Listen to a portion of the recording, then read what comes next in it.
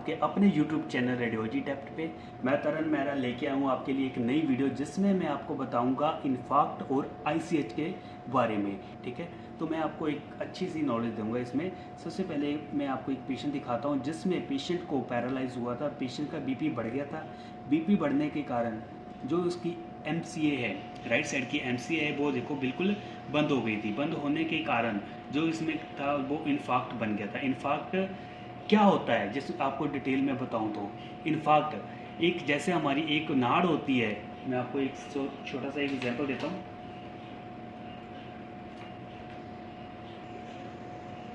तो इसमें क्या होता है, जैसे कि ये देखिए एक पेन है। पेन में क्या होता है, यदि यहाँ से हम इसको ब्लॉक कर दें, ठीक है, ब्लॉक करने के बाद क्या होता है, जो अब इसमें रिफिल होती है, स्याही होती है, जो इंक होती है, वो इससे आगे नहीं जा पाएगी। ठीक है, जब तक इंक इससे ज़्यादा नहीं आगे जाएगी तो क्या होगा, इसमें हम लिखा पढ़ा नहीं जा सकता। ठीक है, मतलब कि इससे कुछ भी लिख नहीं सकते। लिखेंगे नहीं तो हमें कुछ पता नहीं चलेगा। सेम वैसे ही होता है जैसे हमारी एक नाड़ होती है, दिमाग की वेसल्स होती है, उसमें जो हार्ट से ब्लड निकलता है वो जो ब्रेन के पार्ट होते हैं तो उसमें ब्लड सप्लाई करते हैं। जब उस नाड़ में किसी तरह का कोई क्लोट जम जाता है, ठीक है, तो ब्लॉक हो जाती है।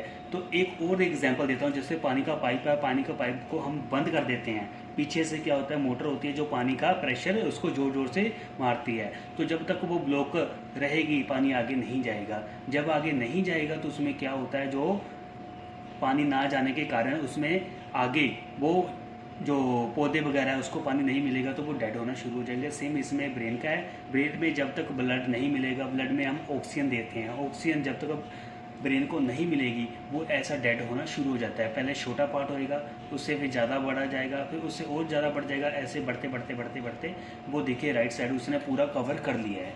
ठीक है, यदि मैं आपको आगे पीछे करके दिखाऊँ, ये देखिए ये सारा ब्रेन में राइट साइड में, ठीक है, इन्फार्क्ट हुआ पड़ा है, जिससे हमें इन्फाक्शन भी बोल देते हैं। इन्फाक्शन भी दो तरह के होते हैं। एक होता है कि नॉन हेमरेजिक इन्फार्क्ट, दूसरा होता है haemorrhagic infarct. Non haemorrhagic infarct जो आप देख रहे हो, ठीक है, जो हेमरेजिक इन्फार्क्ट होएगा उसमें क्या होएगा, जो इसमें छोटी छोटी नाड़ियाँ होती है वो रैप्चर हो जाती है, फट जाती है। ठीक है, ब्लड फ्लो पहले रुक जाता है। जब एकदम ब्लड जाता है तो उसमें जो नाड़ियाँ वो फटने के कारण जो ब्लड है जहाँ आपको दिखने लग जाता है वाइट वाइट कलर का, जो सिटी में ब्लड है वो वाइट कलर का दिखता है, तो आपको पता ही होगा। ठीक है, उसे हम बोल देते हैं हेमरेजिक इन्फार्क्ट, मतलब कि ब्लड वाला इन्फार्क्ट। ठीक है, इन्फार्क्ट से क्या होता है वो मैं आपको बाद में बता देता हूँ। पहले आपको अच्छे से आप समझ लिए इन्फार्क्ट क्या होता है। मे बी आपको इजीली समझ लग ही गया होगा इन्फार्क्ट क्या होता है, डिफरेंस भी पता लग गया होगा इन्फार्क्ट और नॉन इन्फार्क्ट में। ठीक है, सॉरी, नॉन हेमरेजिक इन्फार्क्ट में। तो अभी मैं आपको एक और अच्छी बात इसमें बताऊं। ठीक है, इसमें आप ध्यान से देखोगे, इसमें आपको इन्फार्क्ट के कारण एक और अच्छी चीज़ देखने को मिलेगी, मिड लाइन शिफ्टिंग। ठीक है, मिड लाइन शिफ्टिंग क्या होता है, इसमें हम डॉक्टर रिपोर्ट में लिखते हैं mid line shifting toward left side. Left side वो कैसे होगी, तो हम क्या करेंगे, टूल्स में जाएंगे। टूल्स में जाने के बाद हम इसमें स्केल लेंगे। स्केल को हम जहाँ पे रखेंगे, फ्रंटल से लेके पोस्टीरियरली, ठीक है, राइट ओसिपिटल पे रखेंगे। इस पे जाके छोड़ देंगे। छोड़ने के बाद अब हम इसको बंद करेंगे। बंद करने के बाद दोबारा इसको ऑन करेंगे। ऑन करने के बाद जो हमारा वेंट्रिकल है, वेंट्रिकल के सेंटर में जो लाइन है, ठीक है, जो डिफ्रेंशिएट करती है राइट और लेफ्ट को, इस पे या क्लिक करके हमने इसके साथ मिला देना है। मिलाने के बाद हमें पता चलेगा ये कितना है। इसका है 0.8 सेंटीमीटर। ठीक है, तो इतना जो मिड लाइन शिफ्टिंग है, जो ब्रेन इधर वाली जगह में इन्फार्क्ट होने के कारण जो ब्रेन है वो इधर वाली जगह में शिफ्ट हो गया, लेफ्ट साइड में शिफ्ट हो गया है। ठीक है, तो उसे हम बोल देते हैं mid line shifting toward left side. तो इसे न्यूरोलॉजिस्ट आपको पूछ सकता है, मतलब डॉक्टर आपको पूछ सकते हैं कि पेशेंट के कोई मिड लाइन शिफ्टिंग तो नहीं लग रही, EDH है, SGH है, या इन्फार्क्ट है, या ICH है, या कुछ भी है, उसमें आपको पूछ सकता है मिड लाइन शिफ्टिंग है या नहीं है। तो आपने कैसे करनी है, यहाँ से यहाँ लेके स्केल, उसके बाद वेंट्रिकल जो मिड है उसके साथ मिला देना है। उसके बाद जो इसके डिस्टेंस आएगा कितना है, 0.8 है, तो आपको रेडियोलॉजिस्ट को बता, सॉरी डॉक्टर को बता देना है कि इतने mm की मिड लाइन शिफ्टिंग है। तो उसके बाद जो उसको फर्स्ट एड देनी होगी या कुछ भी उसका ट्रीटमेंट करना होगा तो वो डॉक्टर अपने आप देख लेगा। आपने बस इतना ही करना है। ठीक है, तो आपको मिड लाइन शिफ्टिंग भी पता लग गया, नॉन हेमरेजिक इन्फार्क्ट के बारे में भी पता चल गया है। ठीक है, तो जब क्या होता है इसमें डॉक्टर, एक और बात आपको बताता हूँ अच्छे वाली, तो जब ऐसा पैरालाइज होता है तो हमें तुरंत के तुरंत कोई अच्छे हॉस्पिटल में लेके जाना है पेशेंट को। क्यों? ठीक है, तो उसका भी एक कारण है। ऐसे तो हम कहीं भी लेके जा सकते हैं। कोशिश करो कि आपके घर के पास कोई नज़दीक अच्छा हॉस्पिटल हो जिसमें सिटी एमआरआई वगैरह हो। ठीक है, इमरजेंसी हो। इमरजेंसी में क्या करेंगे, पेशेंट उसको फटाफट इंजेक्शन लगा देंगे, फर्स्ट एड दे देंगे कि ताकि पेशेंट का जो अंदर प्रॉब्लम है वो ज़्यादा बढ़े ना।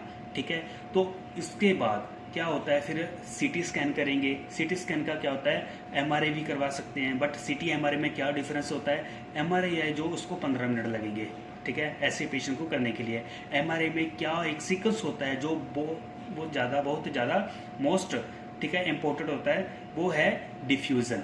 ठीक है, डिफ्यूज़न में क्या होता है, इन्फार्क्ट का पता चल जाता है। यदि पेशेंट को अभी स्ट्रोक हुआ है, ठीक है, तो आप 5 मिनट बाद, 10 मिनट बाद, चलो इतना तो होता नहीं कि 5-10 मिनट पहुंच जाए, 20-25 मिनट, आधा घंटा तो लगता ही है पेशेंट को हॉस्पिटल पहुंचने में। उसके बाद देखते हैं, देखने के बाद करवाते हैं। आधे घंटे में भी पेशेंट पहुंच जाता है तो क्या करते हैं, सबसे पहले वो एमआरआई करवाते हैं। एमआरआई में क्या होता है, जो इन्फार्क्ट होता है वो अर्ली उसमें डिटेक्ट हो जाता है, तो इन्फार्क्ट के बारे में पता चल जाता है। उसके बाद उसका ट्रीटमेंट स्टार्ट हो जाता है। ठीक है, स्टार्ट होने के बाद जो आपको पेशेंट की जान बच जाती है।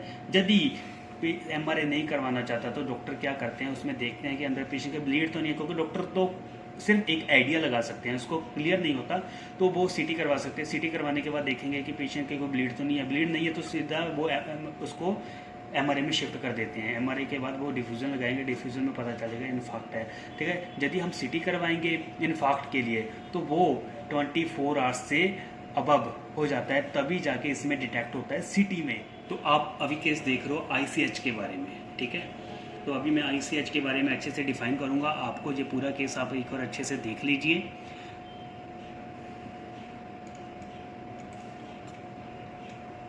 पहले जो अभी हमने क्लियर करी थी बात, वो मैं आपको दिखा दूं। जो हमने स्केल करा था, स्केल करके मिड लाइन शिफ्ट करा था, इसका भी हम चेक करेंगे। वैसे तो सेम उसके साथ मिलता जुलता केस है। ठीक है, ये हम सेंटर से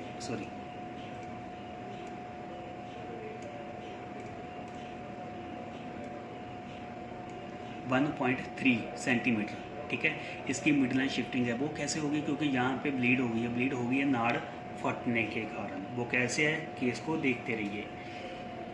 इसमें क्या हुआ, पेशेंट का सेम रोल है जैसे कि हमने पूरा केस देखा, ओपन करा, ओपन करने के बाद केस देखा। इसमें क्या थी, जैसे कि मैंने बताया था कि हार्ट से जो ब्लड है वो सर्कुलेशन चल रहा था, आगे नाड़ के अंदर कोई क्लोट फंस गया, फंसने के कारण पीछे जो ब्लड था उसको तो नहीं पता कि नाड़ में कोई क्लोट फंसा हुआ है, उसने तो अपना ब्लड है वो पूरे प्रेशर से देना है आगे को।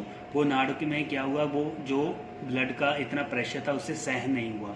ठीक है, सहन होता थोड़े टाइम, ब्लड आगे नहीं जाता, आगे नहीं जाता तो इन्फार्क्ट होना था, जैसे कि मैंने आपको पहले दिखाया था। अभी क्या हुआ, इसमें जो ब्लड का प्रेशर था वो तेज होने के कारण उससे सहन नहीं हुआ, तो एकदम से वो जो नाड़ थी वो फट गई। ठीक है, फटने के कारण क्या हुआ, इसमें ब्लड हो गया। यदि आप ध्यान से देखोगे, ये तो आपको वाइट कलर का ब्लड दिख रहा है। ठीक है, तो यदि इसको पीछे ध्यान से देखोगे, बैकग्राउंड में आपको ब्लैक दिख रहा होगा, ब्लैक भी नहीं दिख रहा होगा, थोड़ा सा ग्रे कलर का दिख रहा होगा। ब्लैक है जो जी वेंट्रिकल में है। ठीक है, पानी है इसमें, ये थोड़ा सा ब्लैक है, इसको बोल सकते हैं, बट ये हमारा ग्रे है। इसमें क्या हुआ, ये हमारा अडीमा। अडीमा क्या होता है, स्वेलिंग। स्वेलिंग मतलब सूजन। ठीक है, वो अडीमा हो चुका है। ठीक है, ये देखिए सारा।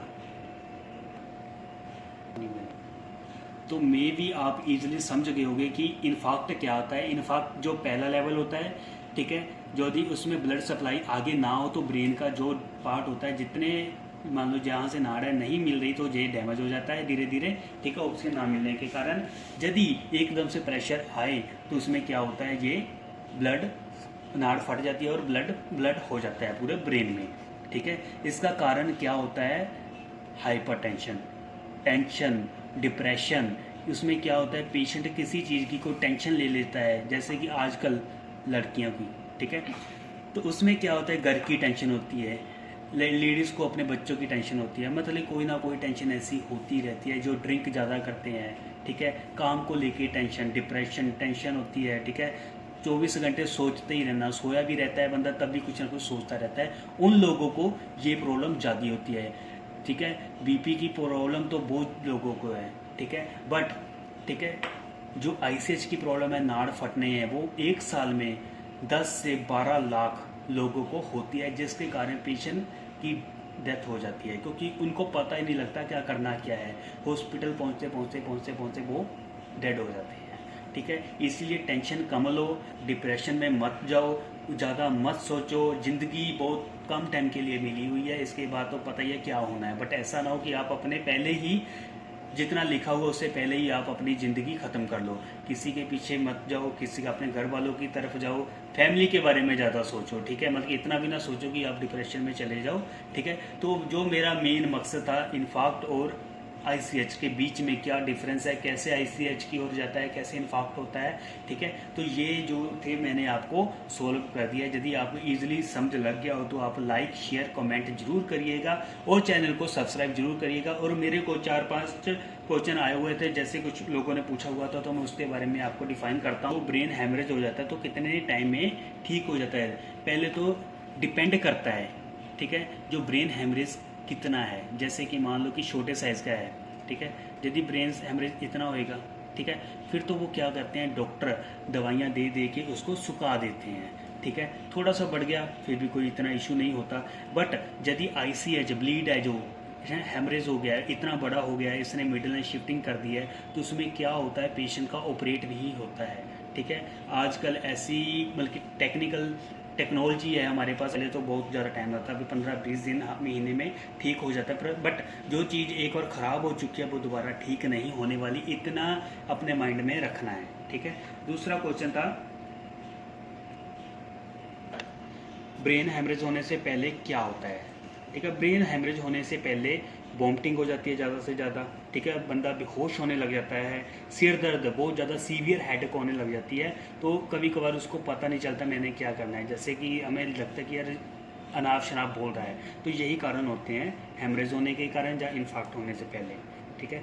ब्रेन सर्जरी में कितना पैसा लगता है, डिपेंड करता है कि सर्जरी किस चीज़ की है। अभी तो डॉक्टर ने पैकेज शुरू कर दिया है कि 2 लाख का पैकेज, 2.5 लाख का पैकेज, उसमें ही सारा दवाई वगैरह A to Z ट्रीटमेंट होता है, वो आपका उसी में हो जाता है। बस आपने एक बार पैसे ही जमा करवाने हैं। लकवा और ब्रेन हैमरेज में क्या डिफरेंस है, लकवा जो मैंने आपको बता दिया था इन्फार्क्ट, ठीक है, ये उसी के कारण होता है कि उसमें क्या होता है, पैरालाइज हो जाता है।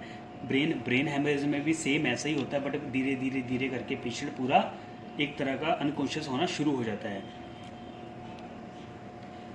अभी नेक्स्ट क्वेश्चन है, ब्रेन ट्यूमर क्या होता है। ब्रेन ट्यूमर में मैं एक अलग से वीडियो करूंगा, वैसे मैं आपको इजीली बता देता हूँ। ब्रेन ट्यूमर, ठीक है, ट्यूमर 2 तरह के होते हैं, ठीक है, जैसे हम बोलते हैं कैंसर 2 तरह के होते हैं, एक होता है बिनाइन और एक होता है मैलिग्नेंट। जो बिनाइन होता है वो हमारा एक तरह का फ्रेंडली होता है, वो एक ही जगह पे रहेगा, धीरे धीरे धीरे हो करके वो उसका साइज बढ़ता रहेगा, बट पूरी बॉडी में नहीं फैलेगा।